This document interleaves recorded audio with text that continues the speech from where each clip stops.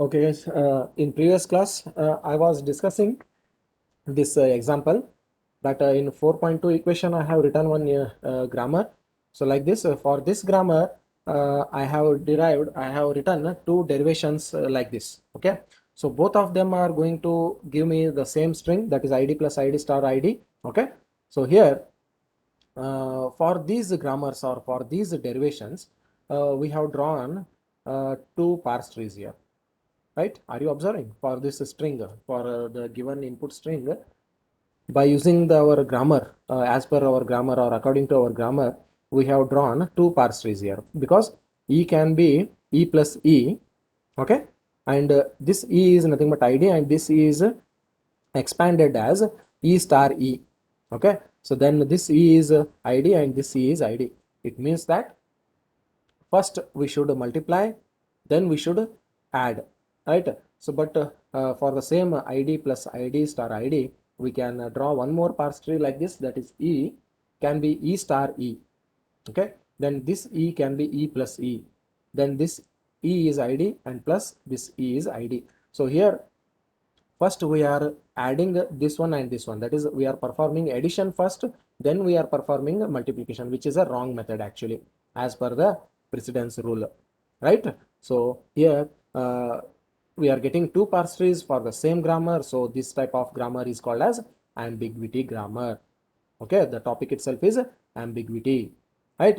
So here, you know, star has a highest precedence than a plus. It means multiplication has a highest precedence than addition, right? So because of that only, so we will write a plus b star c as a plus parenthesized b star c, so that it is very much clear that b star c first it should be performed, then addition should be performed.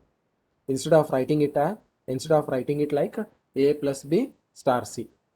Okay, it means that this we evaluate our expression, we evaluate our arithmetic expression, which is a plus b star c, as a plus b star c, not a plus and then multiplication. Okay, if you explicitly, if you are putting brackets like this, then it is fine. You first you perform a addition only, then you perform a multiplication.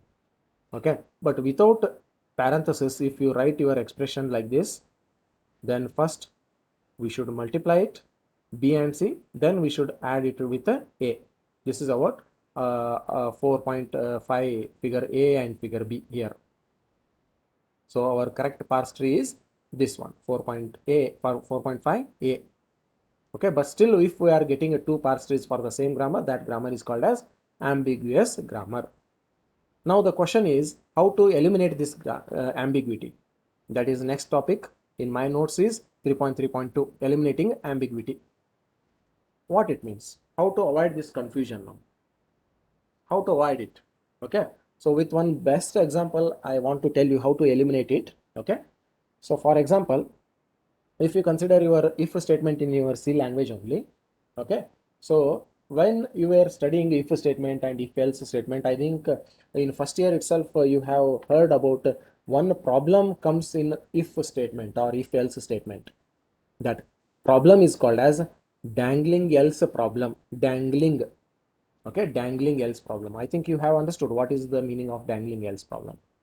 So if you don't know, once again, just a brief, I brief it and then I go to the topic. Okay, see here you can observe here in the top right corner of my page, I have written with pencil, if condition 1 and one executable statement, if condition 2 one executable statement, and immediately after if I have used one open parenthesis, and after this executable statement 1 I have used one close parenthesis here. Just assume here I have not written actually, and here after if condition 2 I have opened that if statement with open brace and one executable statement I write, then I close that if here, after that I write else suppose. Okay, so now the problem is, the confusion is whether this else is related to this second if statement or whether this else is related to first if statement.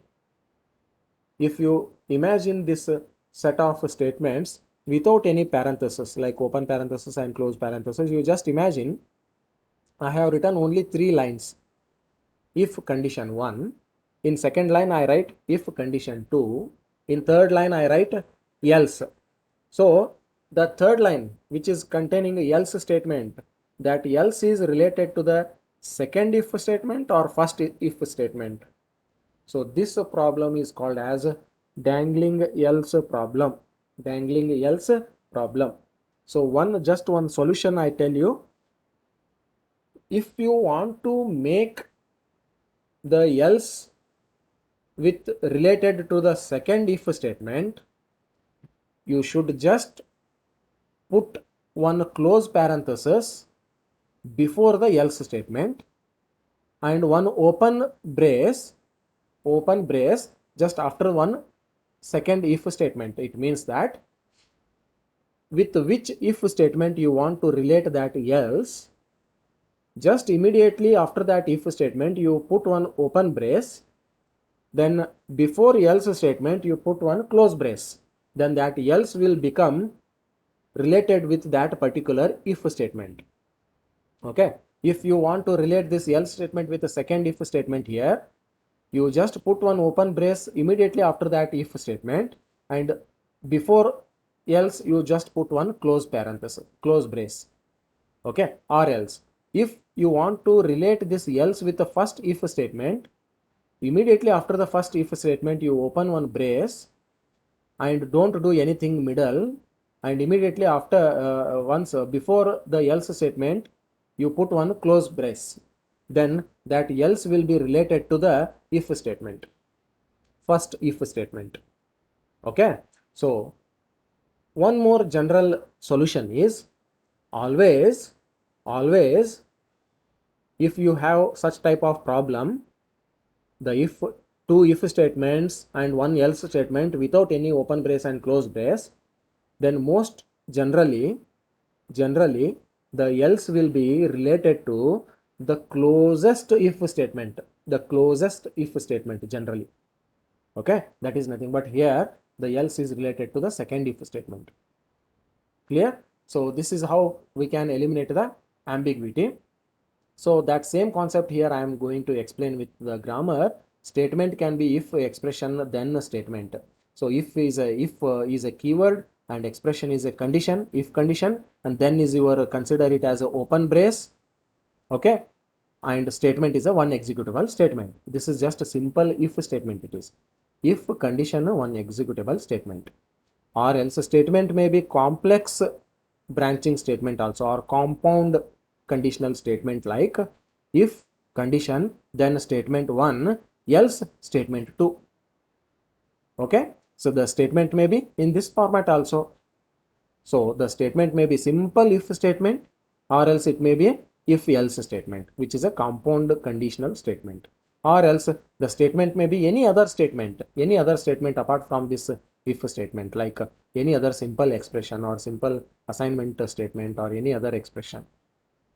Okay, so here other is nothing but any other statement apart from if and if else statements. So according to this grammar in equation 4.14, according to this grammar, the compound conditional statement is nothing but which one? This one, second production. So this compound conditional statement will be like this: if expression 1 then statement 1 else. Okay, else I already came to this portion now. If this expression is replaced by E1, then statement is nothing but statement 1, yes1, then this else is else here. Then the next part is only this statement. This statement again can take this form, or else again it can take this form. Are you understanding? So if this statement takes once again this form of a statement only, then this portion I am telling, just observe my mouse cursor guys. This statement will be again expanded as or replaced by if expression 2 then statement 2 else, and this statement is called as S3. Are you observing? So this compound statement is expanded like this now. Clear? Now for this for this statement, conditional statement, or this for this input, let us draw one parse tree now. Let us draw one parse tree. Okay, it means that for this grammar I am trying to draw one parse tree now. How I am going to draw? Of course, I start from start symbol statement. This statement can be if expression, then statement, else, then statement. Are you understanding what I am doing here? So it means that this statement is replaced by this compound statement.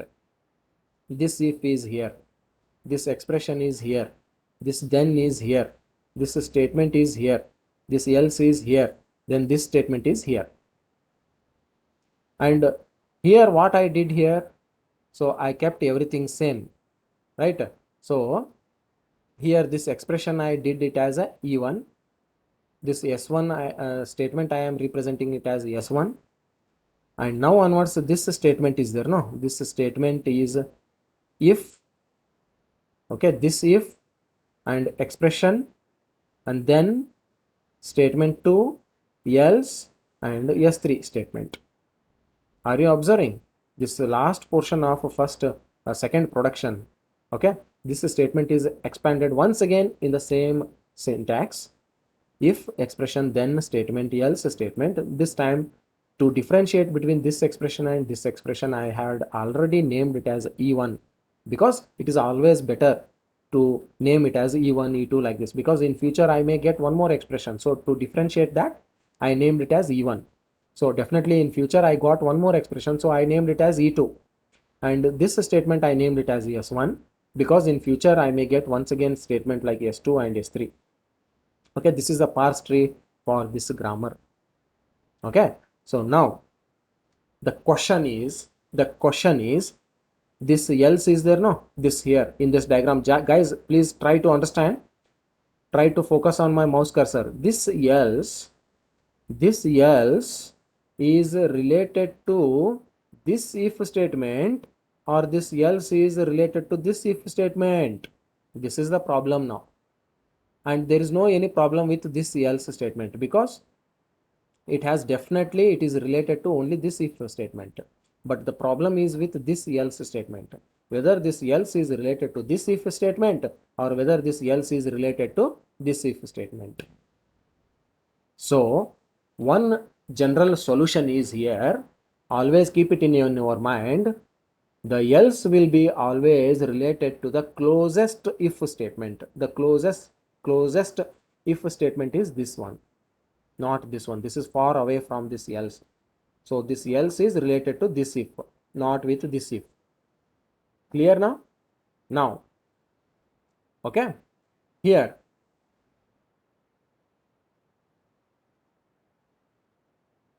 so sir, how can you say that there is an ambiguous in this grammar?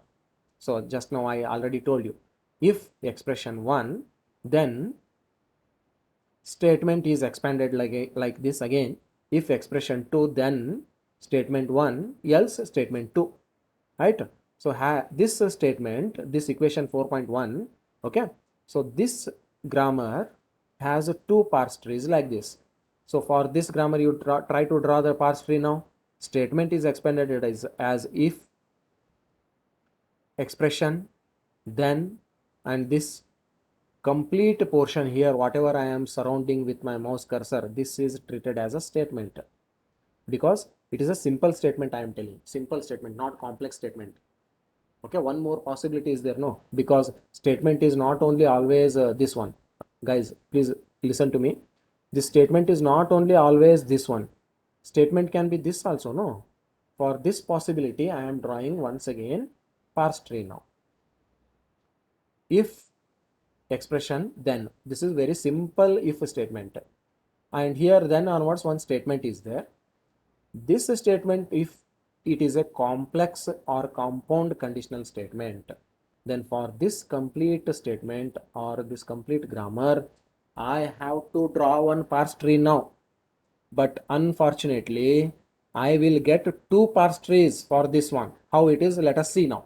Statement is a very simple statement, simple conditional statement like if expression then statement. This statement I expand it as a compound statement now. If expression then, instead of simply statement, I make it as a statement else statement. Are you understanding? So now I named this expression as E1. I named this expression as E2. I named this statement as S1. I named this statement as S2. So now, where is else now? Else is only one time appearing here now. Else appeared only one time here. But in previous parse tree, if you observe, else was two times there.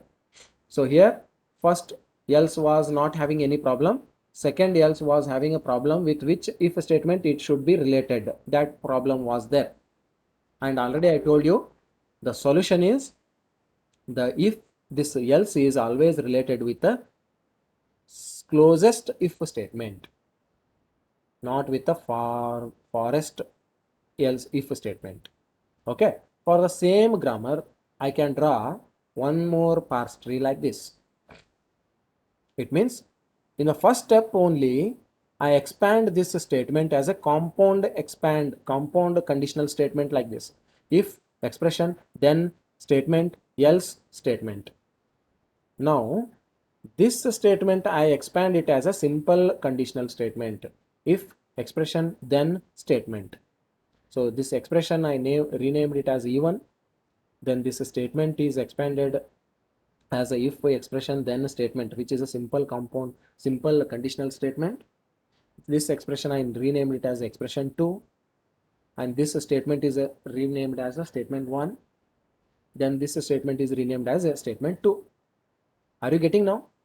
So for the same grammar I am getting two parse trees, so that grammar is ambiguous grammar, or that sentence, I mean this sentence is a ambiguous sentence.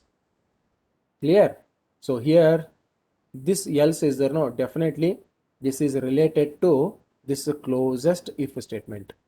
This else is related to this closest if statement, or else this else is related to this if. So this type of confusions are there. No, this type of confusions are called as dangling else problem. Are you getting, guys? Okay, this parse tree is very beautiful. There is no any confusion. Parse tree for a conditional statement it is. So both times I expanded the statement as a compound statement only. But here in a first I took this statement as a simple statement. Then this statement I expanded as a compound statement. But here what I did? Here I expanded this statement as a compound statement. Then this statement I expanded as a simple statement. So the general rule is match every else statement with the closest then statement. And that is nothing but matched then statement is nothing but closest if statement. Clear? So here, what do you mean by matched statement and open statement? Or open statement is also called as unmatched statement. Okay. So we are writing, see here once again.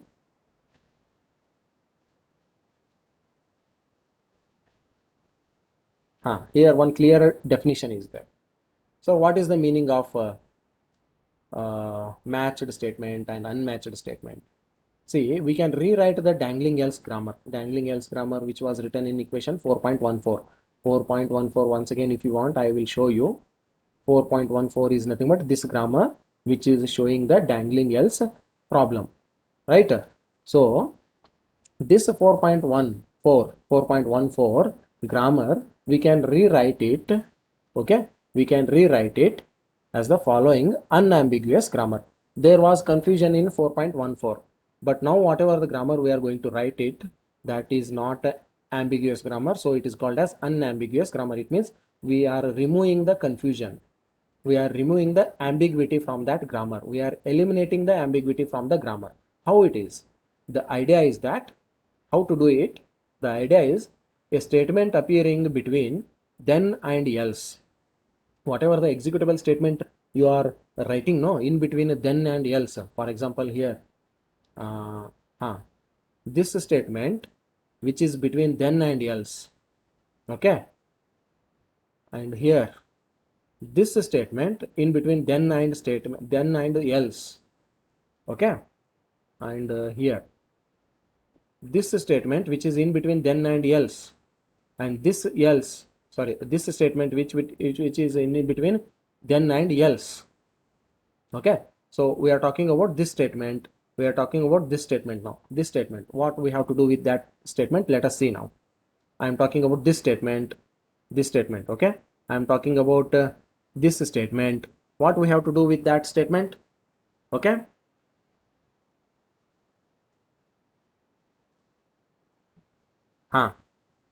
matched means what? Here the idea is to eliminate the ambiguity. What we have to do to write the unambiguous grammar, what we have to do, very important guys, please listen to me carefully. The idea is very simple, very very tricky, simple solution it is. The statement which is present in between then and else, it should be matched. It should be matched. Matched means what? That is, any interior statement must not end with one unmatched or open then. It means interior statement means what? That statement should not be a node root node. It should be interior statement. That statement should not end with unmatched or open then. Okay, it should not end with a open then. It means that it should not be having open brace. Okay, then a matched statement is nothing but it is an if then else statement. So because it is a complete proper statement, it is if else statement. A matched statement will be always in this form, if then else. It means if a condition will be there, then open bracket will be there, open brace, then else statement will be there. That is complete matched statement. It is statement containing no any open statements. No any open statements means no any matched statements. Containing no any matched statements, or else it will be. It will be means what? Matched statement will be any other different type of unconditional statement. Unconditional statement means any arithmetic expression or any assignment statement or any other statement except conditional statements. So here a matched statement will be always, it will be in this form. Okay, if then else statement which contains matched statements, no matched statements. It means no open statements is nothing but matched statements which will be containing matched statement. Okay, it means that always there should be a matched statement. For example, you will understand here better. Statement will be either matched statement or else it will be open statement.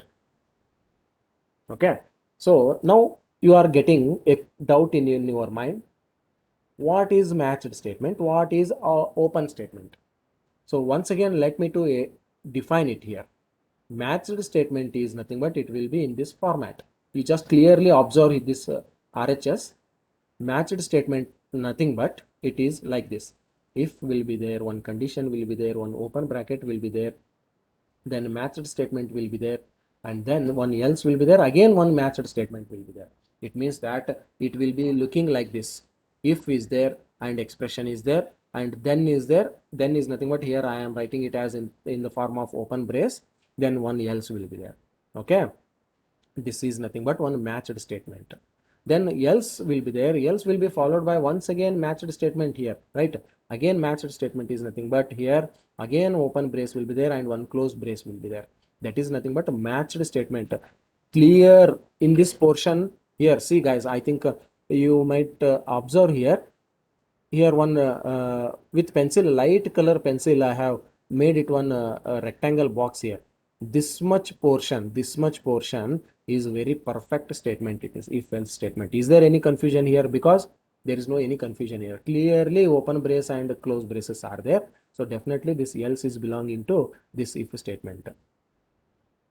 Okay, So then what do you mean by open statement?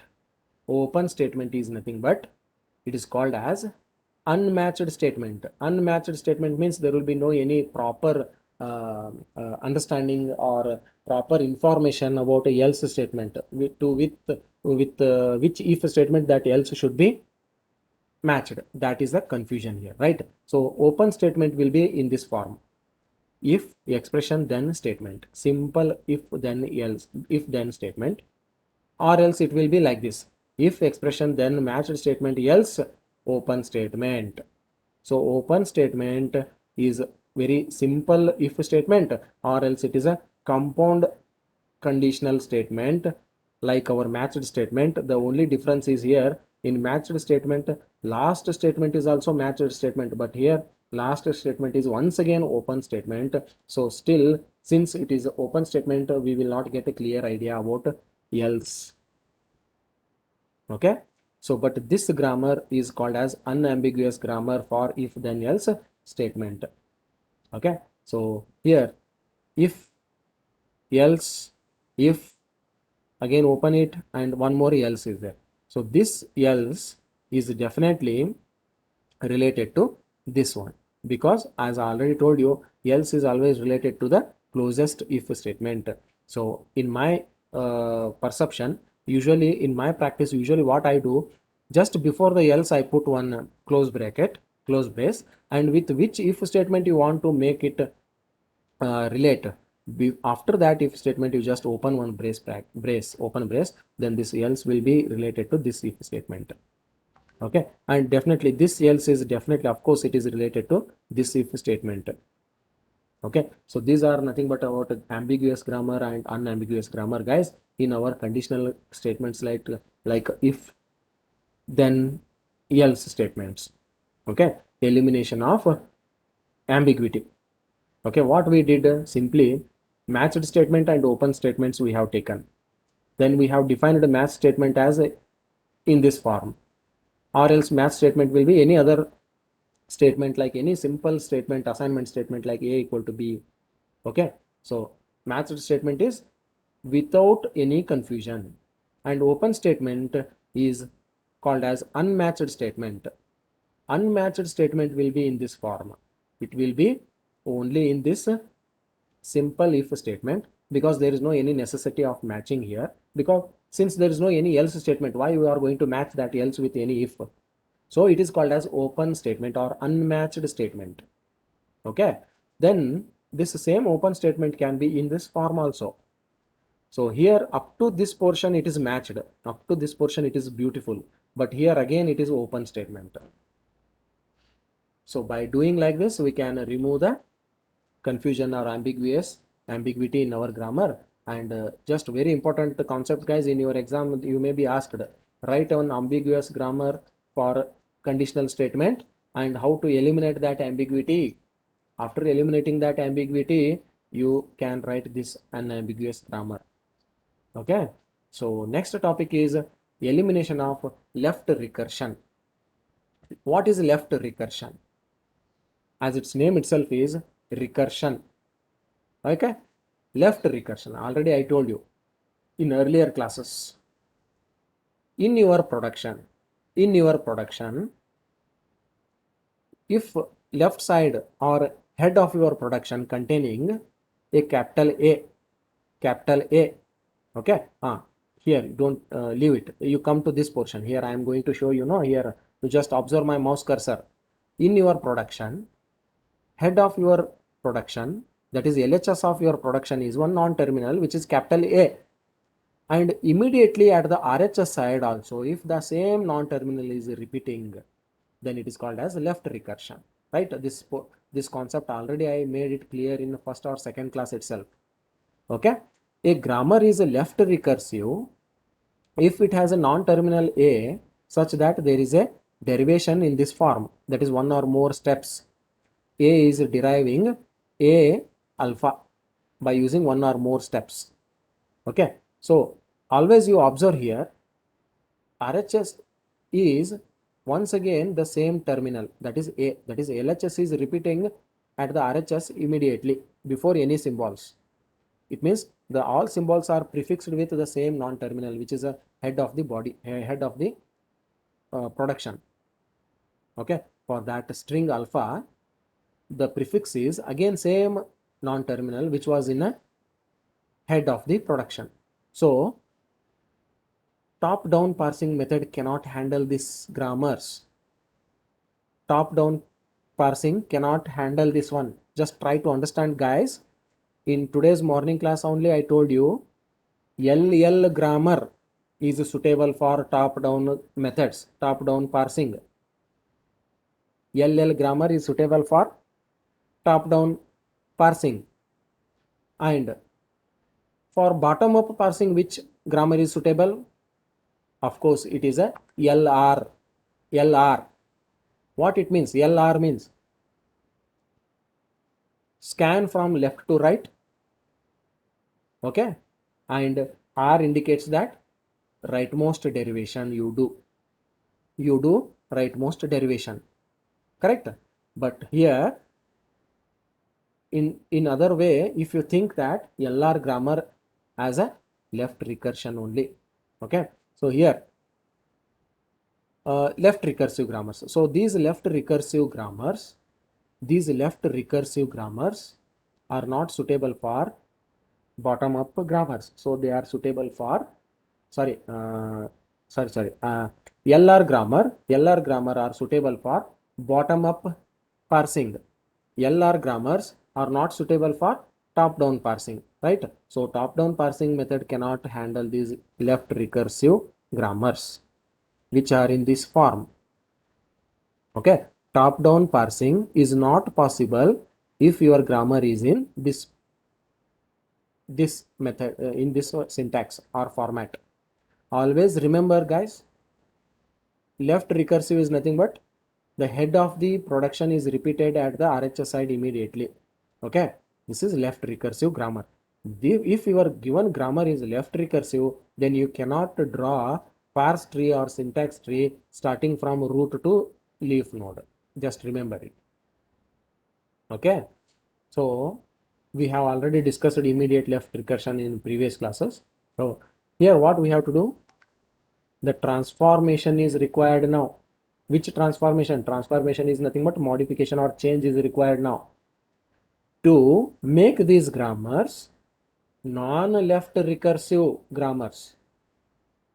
Okay, to make these grammars non-left recursive grammars, it means that we are eliminating this left recursion from these grammars. Sir, how to eliminate this left recursion? Already I told you in previous classes. Sometimes I have used this dash, right? So here I am going to explain you that clearly. I think you had a doubt. What is this A dash, B dash? Sir has written dash dash. No, what is it?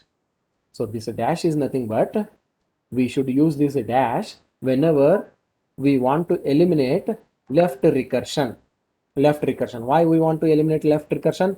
If you don't eliminate it, you cannot draw your diagram or parse tree or syntax tree from top to bottom. So we have to eliminate it. We have to eliminate left recursion. We have to eliminate left recursion means what here? We have to eliminate this capital A from this RHS. It should not immediately repeat at the RHS. LHS should not repeat immediately at the RHS. Then how to do it? Okay, so just consider left recursive productions like this. A is yielding A alpha, or else A will yield beta. So here if you consider A is yielding beta, so it is not a left recursive production, but first production, this is a left recursive production. If any one production is a left recursive, then that entire grammar is called as a left recursive grammar only. Okay, so this type of left recursive productions can be replaced by non-left recursive production. Non-left recursive productions, how it is? You just observe here only the what I am doing here. So here B is there, no? Beta. So after beta, I should take the head of the production and I should put a dash on it. So A, first always use a single term or single digit. Okay, so first we should solve from that one. So my target is beta now. So first I write beta, and immediately after that I write a dash, which is the dash of head of my production. So beta a dash. Now the question is, what is a dash? So now with the help of a dash, I will resolve this one, that is a alpha. How I am writing a alpha, just observe here guys. A dash I am redefining it here because I don't know what is a dash. I have to define a dash. A dash is nothing but alpha a dash. What I did? Just I changed their position or location. I swapped their position. Alpha, instead of writing a alpha, I wanted to make it as it should begin with alpha. I don't wanted to make it as to make it to begin with a. So I made this alpha first, then I sent this a later, then that a I have written it as a dash. And also one more possibility is a dash may be empty string also. So I must always include epsilon here, that is empty string, because a dash may be epsilon also, that is empty string also. Just keep this trick in your mind, how to eliminate a left recursion whenever comes in your mind. Just take a single digit first, and immediately after that you write the dash of that production head, that is beta a dash. And now the question comes in your mind, sir, how to define this a dash now? What is exactly the a dash? So a dash is nothing but it is a, take next one more, which is already beginning with the non-terminal. So you bring that non-terminal in a second position. Okay, so first alpha I will write, then I write the terminal with dash, and also a dash will be epsilon also, that is empty string. Okay, so for that here we have written one algorithm here. Okay, so algorithm is, always remember guys, algorithm name is eliminating a left recursion. Eliminating a left recursion. Eliminating left recursion itself is called as left factoring. Left factoring, because my main topic is that only, left recursion, elimination left recursion. Here I think somewhere I told you left factoring, right? Left factor, somewhere I told you, right? Sorry, I think it is in the next topic, I think. Just wait.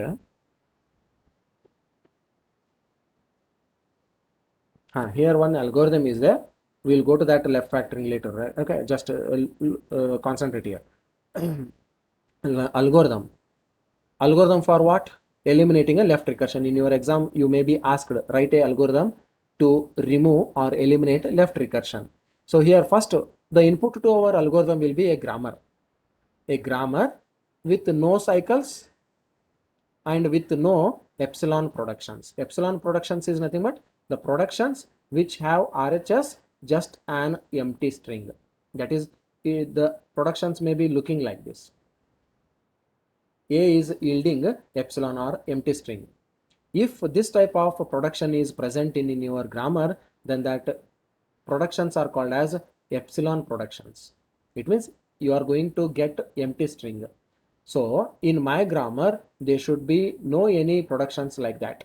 In my grammar, no any production should yield epsilon or empty string. This is one condition. And one more condition is my grammar should not have a cycle. It means there should be no any loop or cycle in your grammar. Okay. Then this type of grammar should be the input to your algorithm, and output of your algorithm will be one equivalent grammar with no left recursion. Okay, so left recursion is present in your input, and this input is given to the algorithm. Okay, what is the input? The grammar with recursions, left recursions. That grammar is the input to your algorithm. Output of that algorithm is a grammar, equivalent grammar with no left recursion. So what is the method here? What is the procedure? This is very important guys.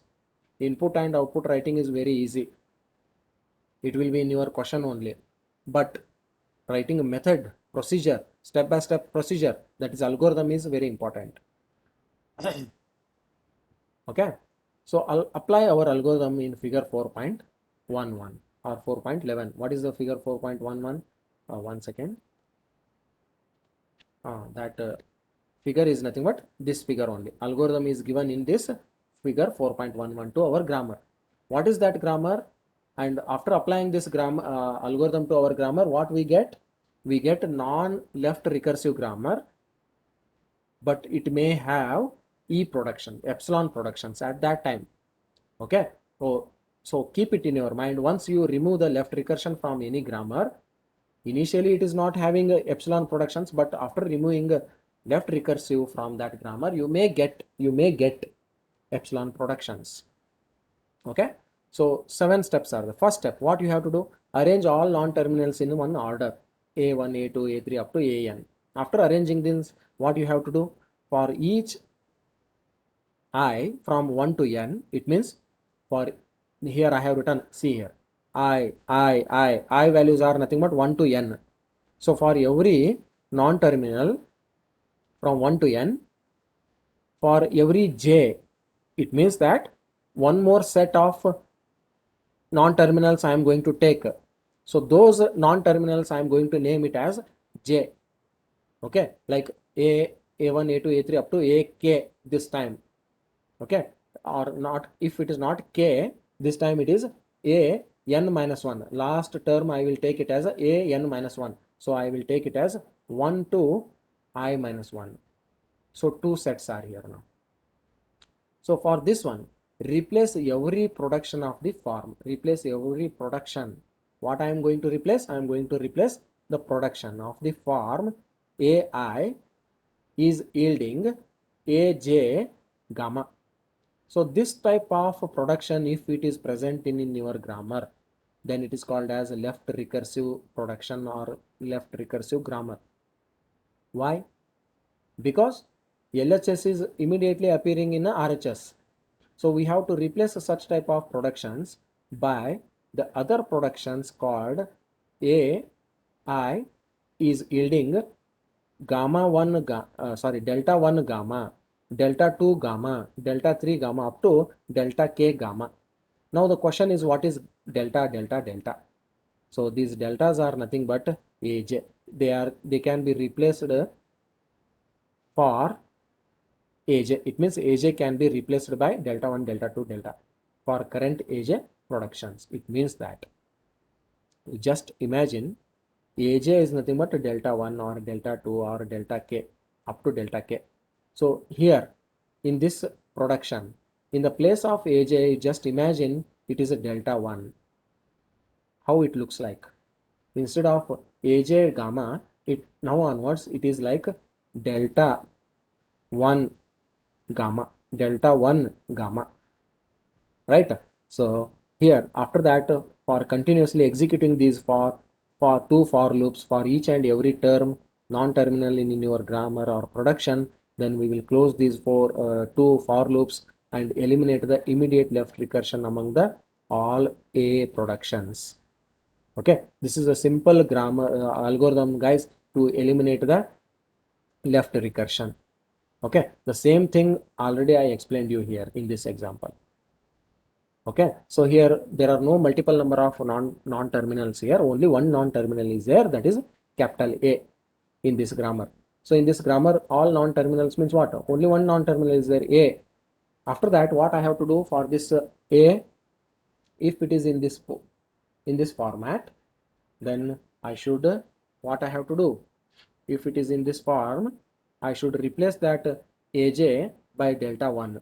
So the same thing I am doing here.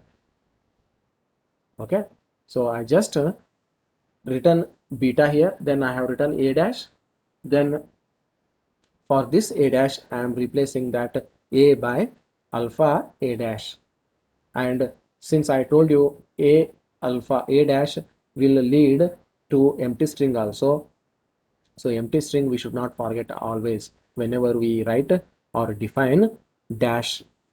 Okay, so this is how we can eliminate the left recursion. Okay, still if you have any doubt, don't worry. In the next concept is again related to the same thing, that is left factoring. There you will understand better. Guys, remember whatever the concepts I am discussing, they are very much important for your exams. Don't get confusion. Please go through my videos or please go through my notes, read it, try to understand it in a separate study room with a high concentration. Once you understand, then it will not be removed from your mind. Left recursion, left derivative, left factoring, these all are the technical words. Don't get confusion.